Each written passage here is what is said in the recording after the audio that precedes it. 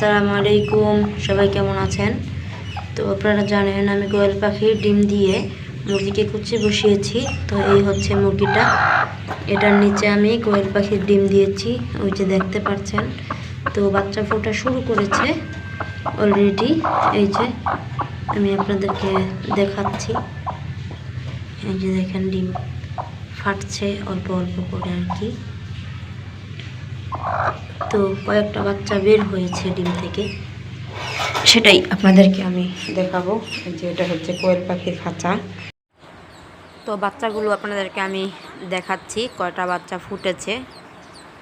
আর বাচ্চাগুলো আলাদা করে ফেলার কারণ হচ্ছে মুরগি এগুলো ফোটার পর এগুলোকে ঠোকরাচ্ছে, ও বুঝতে পারছে যে এগুলো ওর বাচ্চা না, এর জন্য বাচ্চাগুলোকে আলাদা করে ফেলেছি, লাইটের নিচে দিয়ে দিয়েছি আর কি। তো দেখতে পাচ্ছেন বাচ্চাগুলো কিছু কিছু কয়েকটা বাচ্চা আছে কিছুক্ষণ হয়েছে ফুটেছে, আর কতগুলো আছে যে একটু দুপুরের দিকে ফুটেছে। এই যে এই ডিমটাও ফেটেছে, এটাকে আমি লাইটের নিচে দিয়ে দিয়েছি। বাচ্চাটা অল্প অল্প করে ডিমটা ফাটিয়ে বের হয়ে যাবে, দেখতে পাচ্ছেন ঠোঁট দিয়ে ডিমটাকে ঠোকরাচ্ছে ভাঙার জন্য।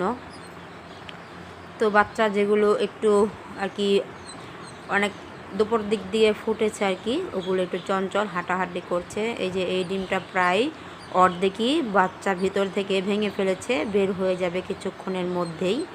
যে দেখতে পাচ্ছেন আপনারা, আমি একটু কাছ থেকে দেখানোর চেষ্টা করছি। তো কোয়েল পাখি এতদিন ডিম ফুটাতে দিয়েছিলাম, এর জন্য কোয়েল পাখির কোনো ভিডিও আপনারা পাননি, কেননা বড় কোয়েল পাখিগুলো আমরা জবাই করে খেয়ে ফেলেছিলাম।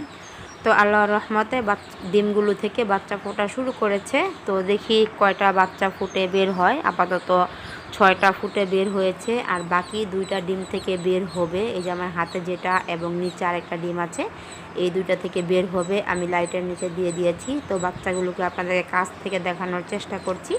তো কোয়েল পাখির বাচ্চাগুলো আপনাদের কাছে কেমন লাগে অবশ্যই কমেন্ট করে জানাবেন। আর বাচ্চাগুলো যখন ফোটার পর আমি লাইটের নিচে দিয়ে দিচ্ছি মুরগি থেকে আলাদা করে।